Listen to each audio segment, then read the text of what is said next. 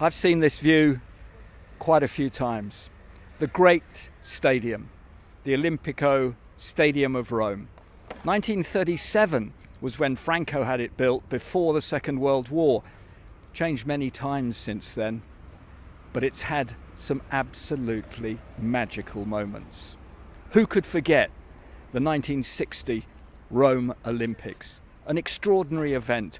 And this whole course of all sorts of football and other sports north of this great eternal city is based here. The Rome Olympics really started a new way of sport back in those earlier days. It was changed again, of course, by the time we got to the 90s and the World Cup. West Germany beat Argentina here in the final, eventually by 1-0.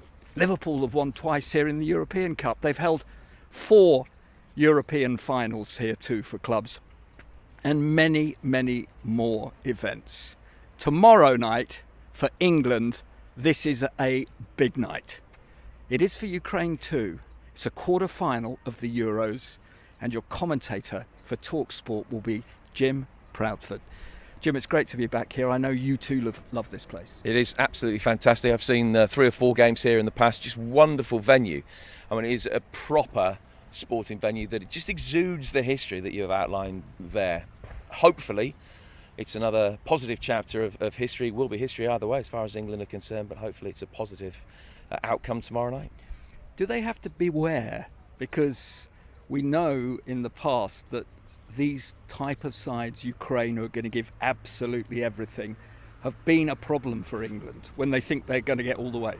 Absolutely, but what I think is good from an England perspective, I think had it been Sweden that had been playing England, they would have been better at camping in behind the ball, which is the kind of side that I still think England struggle to break down. Ukraine, maybe not so good at doing that, more proactive, on the front foot. It will be a more open game. It should play into England's hands. A danger man as far as Ukraine is concerned, Roman Yaremchuk scored in the first 2 games, as did Yarmolenko, but Yaremchuk has a bit about him. He's got a very good international goal scoring record, and he's the one that they're going to have to be aware of. Many goals, who wins it? England will win it. I think that I don't think that complacency will be an issue as far as England are concerned, so I'm going to go for a narrow England victory, 1-0 or 2-1, I think, but that'll do nicely. Look forward to joining you tomorrow night, of course. This is a wonderful garden. It's the garden of the athletes and the gods, of course, both so synonymous ever since Romulus and Remus were born to invent this great city. Normally this great stadium holds 70,000 people, and for the games like Roma against Lazio in both the Cup and the League, with both sides sharing this stadium, they are magnificent events. Slightly different as well for England and Ukraine, because just 15,000 fans allowed here tomorrow. And the person to talk to when it comes to England is our football correspondent Faye Carruthers, who has been with the team since the start. They're here now, of course, Faye, and it's been an extraordinary build-up. Yeah, massive build-up. That Germany match has just got everybody on the edge of their seats thinking England can go all the way. The players believe that they can go all the way, but they're still taking it game by game. This is a really grounded group of individuals that I've met across the past year or so, and the collective that Gareth Southgate has brought together. They're humble. They know they have to work hard. They're not taking this Ukrainian side for granted, that's for sure.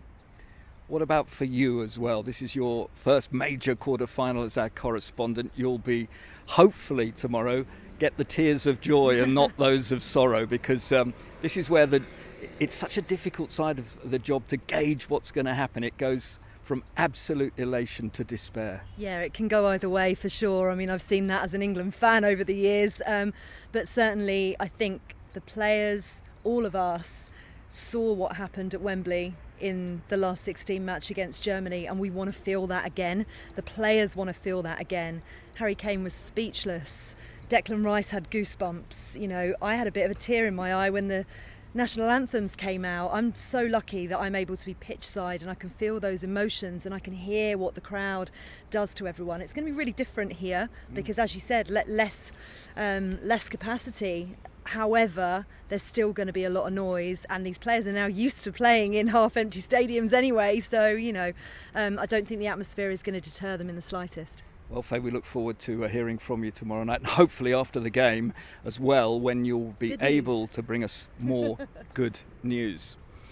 We've mentioned this stadium about so many different facets of it as well. But the game tomorrow night, of course, I mentioned the World Cup final. There have been other big championships here. I also mentioned, of course, the Olympics, but there was a World Athletics competition that I was here for. Primo Nebbiolo was the great International Amateur Athletics Federation president for so many years, and his vision was to have a World Athletics every 2 years to sort of coincide with a 4-year cycle and the Olympic Games. His dream came true here. I was also here for a very important England game. It was a goalless night, but it didn't matter. It meant that England had managed to achieve something that they needed to do. And one of the men that played in that game is part of our team tomorrow. Sol Campbell, one of Arsenal's invincibles, great England star now, of course, into management and many other things. Sol, it's just great to see you here under one of the great sporting gods of yours. Gods. I like to be known as a god, but not really. No. I'm only joking. But it's lovely to be here. Fantastic. Rome. It's a privilege to be travelling as well. So, and we're here with talkSPORT. We've got a fantastic game in store, so I can't wait. What were your memories of that night that you played here?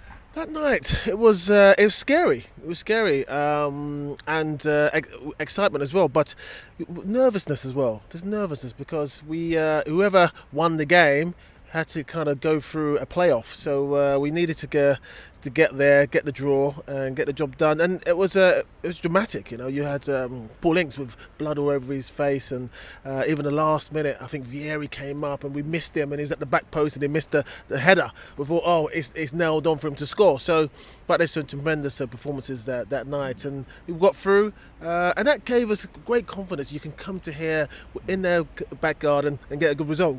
So it was great, yeah. And for tomorrow night, you're very much part of our team. Can England get the result against Ukraine? Definitely. They've got the firepower, they've got the control, they've got the ambition as well, and they've got the momentum. And it's opened up nicely in the over the draw. So I think we just don't need to. We shouldn't get ahead of ourselves. Take every game as it comes, but we should. I think for me, we should be getting to the final. Great stuff, Sol. Look forward to all your work with us tomorrow, of course, too. So there we are, just a little preview here at the Olympic Stadium. And what a magnificent occasion it is going to be tomorrow night, live on talkSPORT. We've got all the games, of course, covered for you. And we're nowhere near the final yet. Semis and final to come from Wembley. England on the march here in Rome, the Eternal City, at this magnificent stadium that has seen it all before. But what it's also seen is the likes of Madonna and the Rolling Stones, who sung here that great song, You Don't Always Get What You Want. And with that in mind, I think England can go further by getting what they deserve.